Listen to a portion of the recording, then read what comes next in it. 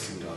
I've been here since the 15th of April 1991. And as the librarian or not?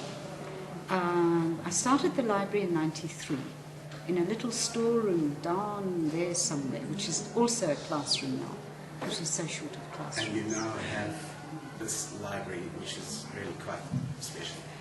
Well, I enjoy the library, and it's working very well. It's fully computerized, and old people like me also have to learn about these new things. Lorna, what does Percy Mdala as a man mean to the staff of Percy Mdala High School? I don't think any of us met him. Mr. Njozela, did any of us meet him? No? No? We had some of his family here when we've had celebrations of sorts, like when the school was 15 years old. We had some of his family from Port Elizabeth come. But his story must be quite inspiring.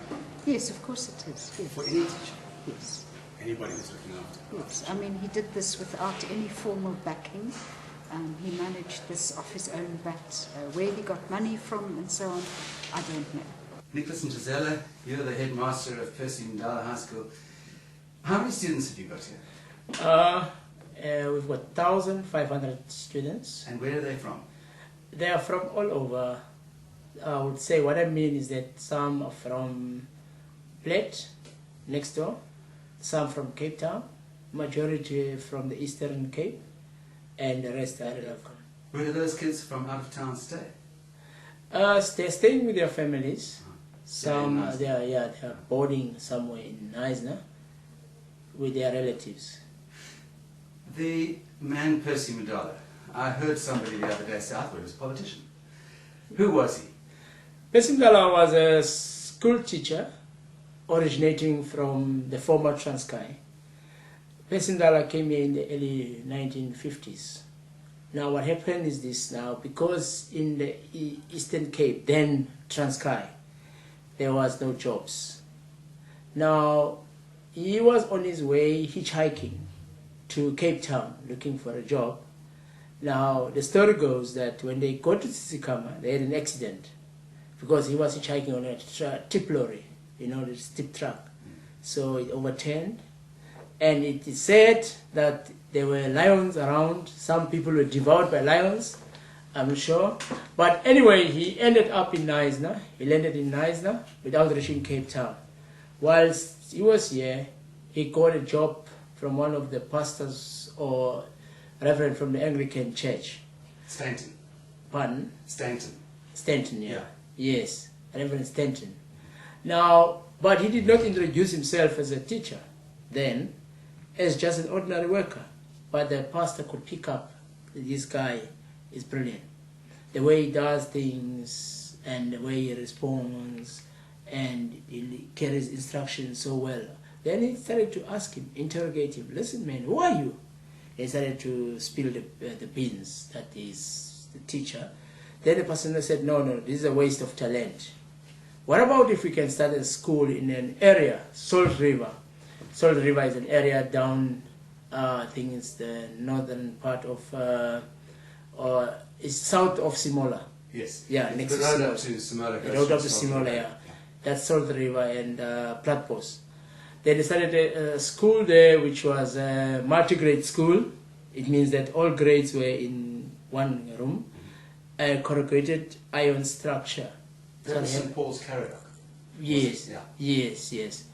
Now, the challenge he faced, firstly, is that not everybody was staying on that end. There's a river, as the name Salt River explains itself. They have to cross a river. Now when it rains, that's when the river becomes flooded. Now he had to carry learners across the river. That was his job he had to do. Because some people were staying at the Sandkop, where just behind Knysna Heights, and some people were staying at Hunter's Home, some people were staying in Vetokasi, and so on. So he carried on with two staff members, lady teachers. Then, that's the name Percy Mdala. He's originally from Transkei. He always reminds me kind of St. Christopher in the Catholic Church. St. Christopher's the guy who carried Jesus across the river. Yes. He's kind of got a lot of meaning for a lot of people in Knysna. Everybody seems people at our age and older seem to have known him. Was he a very popular person in the community, and did he get involved in other community efforts? Yes, of course, he was a very popular person. I think he fathered a child. Yeah, there is a child who was very identical to him, a guy who was working at the Knysna hospital. So he was staying amongst the population of Njozela camp, which is known as Woodcocks. Yeah. Yes. So he was quite friendly man. Percy Mdala means everything to us because he's the one who built the school, who put a lot of effort for the school to be here today. And I think he's the reason why we are also here at school today. So he's a hero for you? He's a hero. Challenges that Percy Mdala as a school faces today, just in a very short time? Yes, the socio-economic challenges, definitely. Kids are coming from families which are really struggling. We know with the global recession, Knysna is also hard hit. In terms of people are working in building constructions, some have been retrenched, and lots of businesses which closed down. And a little challenge which was about to take place was this thing of gangsterism, which we managed to root out. Oh, good. Yes. But behavior wise and otherwise, kids are fine. But the biggest problem is just that the socio-economic challenges. What is the HIV/AIDS situation here in Knysna? It's alarming, as you can look at the statistics. If you go to look at statistics, and also when you hear people talking about it, it's quite alarming.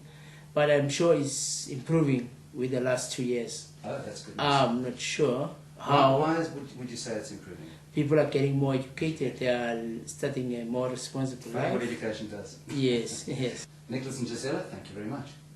You're welcome, sir. Thank you. Kwesibizo siphelele sesibizo esinikiweyo ula ozisikhombisa ozisimaphambili sesibizo kanye